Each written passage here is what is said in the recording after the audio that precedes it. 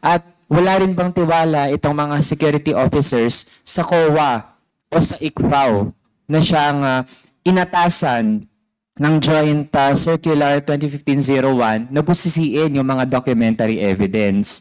Also, Mr. Chair, hindi ito mangyayari kung wala ang utos mismo ng nakaupong vice-presidente na si Sara Duterte. Mr. Chair, sa inabot so far ng mga hearing natin dito sa Good Government and Public Accountability Committee or Blue Ribbon Committee, we recognize the efforts of our colleagues, yung mga staff, secretariat, at lahat po sa kanilang mga efforts para sumulong ang ating investigasyon in aid of legislation. Isang mahalagang president itong naging serye ng mga hearing natin, Mr. Chair, dahil dito ay napakita natin na ang mga pera ng bayan na inallocate bilang confidential and intelligence funds ay pwede naman palang pag-usapan. Pwedeng busisihin, pwedeng tingnan paano talaga yan ginamit at lalo na kung naabuso ay dapat hindi makawala basta-basta yung mga hindi nag-alaga sa pera ng bayan na pinagkatiwala sa kanila. Ito po ay isang malaking leksyon sa lahat ng mga ahensya sa ating gobyerno na atat na magkaroon ng confidential or intelligence funds para sa kanilang agencies. Pangalawa, Mr. Chair, napakita natin sa mga hearing na ito na yung mga inquiries in aid of legislation ay pwedeng gawin habang nirerespeto natin yung trabaho ng iba pang mga ahensya when it comes to ensuring transparency and accountability among public officials. Pangatlo, Mr. Chair, ngayon nakita natin na meron palang pwedeng gawing isang scheme yung mga opisyal na gustong gamitin para sa sariling interes ang pera ng bayan. Lalo na, Mr. Chair, yung paggamit at paglikha ng mga peking pangalan at ginagamit ang security purposes di umano para maging dahilan ng paggamit ng mga peke, hindi totoo at mga inimbentong pangalan. Para sa representasyon ng kabataan, Mr. Chair, tayo isang malaking question mark, malaking red flag talaga na kinailangang gumawa ng mga peking pangalan sa mga acknowledgement receipts. Kasi in the first place, Mr. Chair, itong mga supporting documents, yung mga resibo or yung mga documentary evidence in relation to the use of confidential and intelligence funds, limited na nga in the first place ang pwede mag-access dito, Mr. Chair. Hindi nga buong mga ahensya, kahit yung COA, kinailangang gumawa ng isang unit, yung ICFAO o yung Intelligence and Confidential Funds Audit Unit para yun lamang yung merong access sa mga dokumento. Pero kahit yun, Mr. Chair, ay hindi kinikilala ng Office of the Vice President at maging ng mga opisyal ng DepEd na nag-handle ng confidential funds.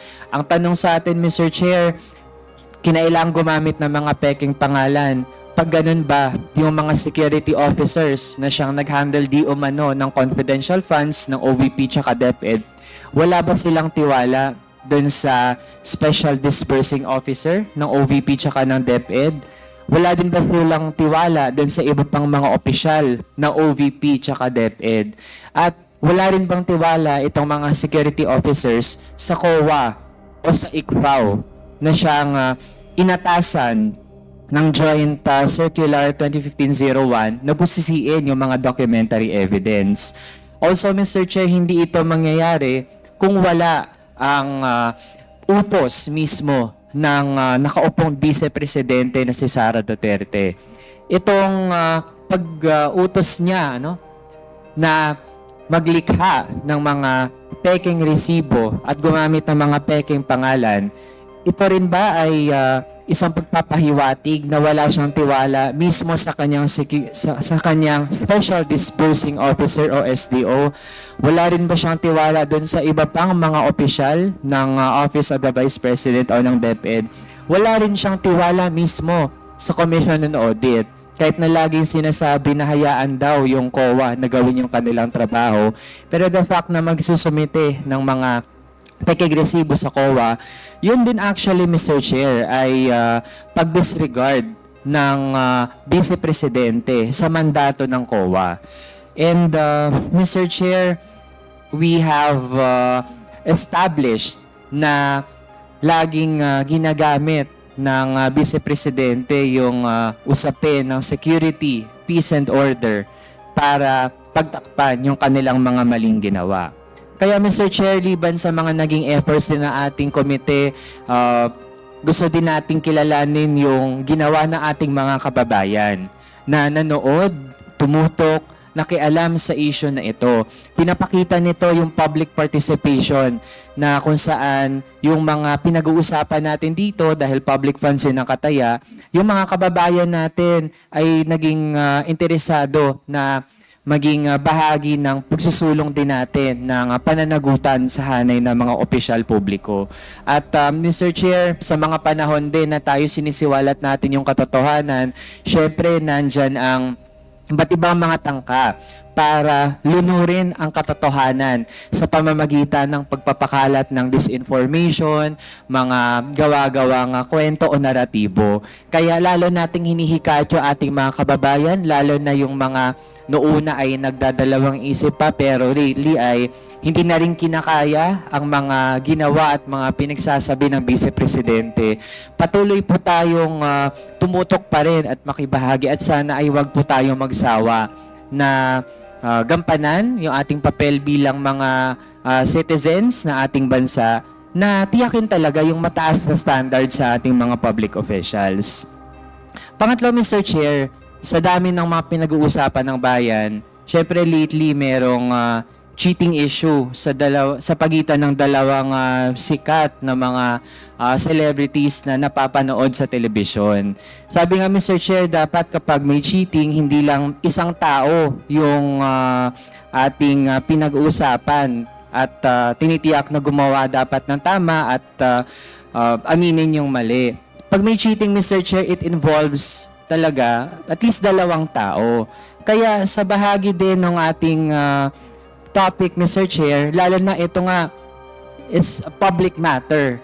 At pag ganun, Mr. Chair, na tayo, yung taong bayan, we were actually cheated of our funds. Yung Vice Presidente, Mr. Chair, she cheated the Filipino people of our funds that could have gone to several social services, Mr. Chair, na kung hindi yan nalagay sa confidential funds, nilagay sa serbisyo, hindi tayo hahantong sa ganitong sitwasyon, Mr. Chair.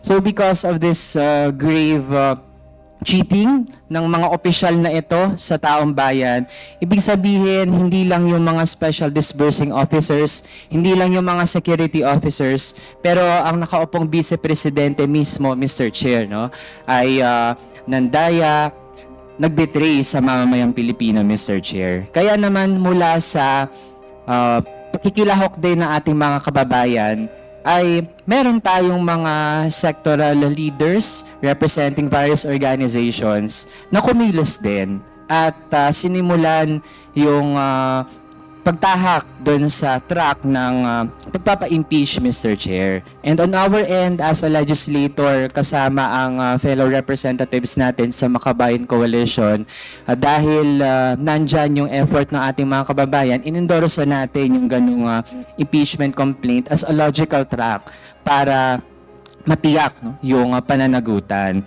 This of course comes along with continued discussions sa various committees dito sa Kamara on essential points related to the matter at sa usapin din ng legislation sa future budget deliberations natin to come up with our budget law o yung General Appropriations Act ay titindig pa rin tayo na dapat ay hindi na ulit maabuso ang pera ng bayan through the form of confidential and intelligence funds.